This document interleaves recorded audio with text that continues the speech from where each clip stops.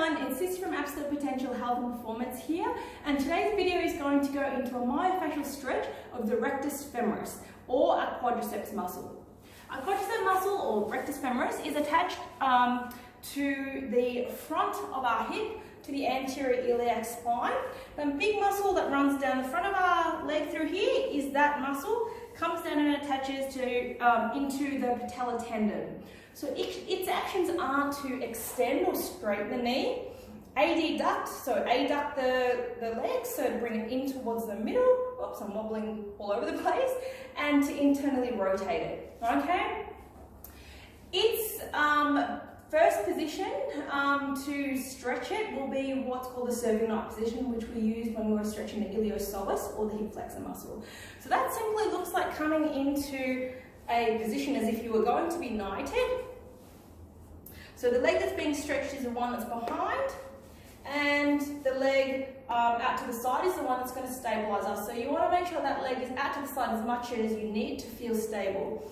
Now, people that have knee problems, patella problems, even if you don't have these problems, you may find that this is a little bit tough on the knee that you're actually bending on. So just grab a rolled up towel or a folded up towel and put it underneath your knee just to give it a little bit of padding so you can do this stretch.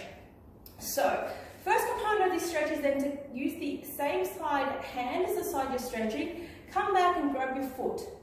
And you're going to bring that foot up towards your bottom as much as you can. Some people will already feel this stretch, but we now want to add in the pelvic actions to get a full myofascial stretch. So you want to think about extending the hip. So rather than flexing the hip, you want to think about extending it. So nice and tall in through here. It's almost like you're thinking about squeezing your bottom and shooting the hip straight out in front of you. You then want to think about a posterior rotation of the pelvis as well. So you're rotating the pelvis back. So you almost like tucking your bottom under, contracting the belly button, and you should feel that stretch intensify.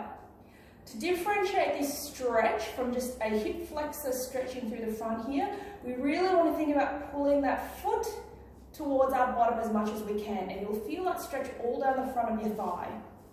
Okay? In regards to adding the upper limb myofascial component to that, you then want to bring that opposite hand into that forward and external rotation position as we have in other stretches. So I'll show you that again from the side. This one's a little bit easier to see from the side view. Leg that's being stretched is bent, other leg is out of that serving knight position. Same side hand comes back and grabs the foot. We then want to think about extending the hip and rotating the pelvis back towards us. Nice and tall.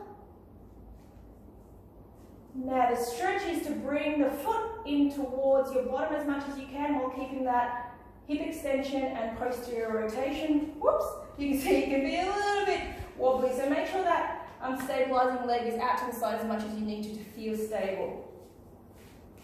So again, extension hip, posterior rotation of the pelvis. This hand is holding that leg and pulling it towards you as much as possible.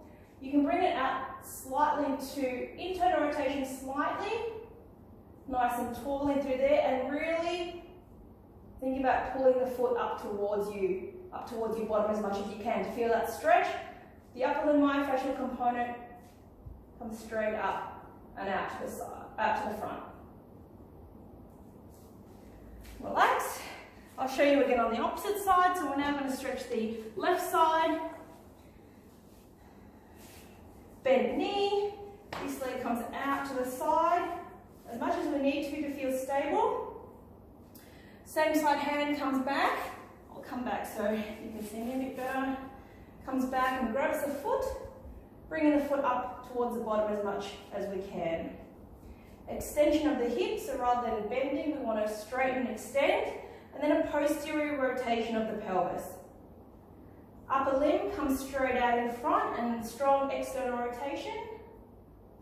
And then, while keeping all the components of the pelvis on, we then want to think about pulling the foot towards our bottom as much as we can to make sure that that stretch is stretching the rect fem or the quad more than the hip flexor. Full stretch and pushing straight out in front with the hand. Strong posterior hip extension and pulling the leg back, or sorry, pulling the leg towards your bottom as much as you can. Nice and tall in the spine as always. And just relax. Okay. So again, the most important one with that one is to make sure you're nice and stable, that that front leg is out to the side as much as you need so you don't wobble around. Use a folded up towel or a little pillow just to reduce the amount of pressure that's on your knee in that position. Interestingly enough, a lot of people that do have patella pain or that kind of knee pain may actually find that can be improved by making sure they stretch that rec fem or the quadriceps muscle effectively because of how it attaches into the patella tendon. If that muscle is really tight and overactive, it can actually push down onto that patella, causing some pain and inflammation on the structures underneath it. So if you can get into this position by using something, that's a really good way to be able to use this stretch. Any comments or questions, just let me know down below. Thanks.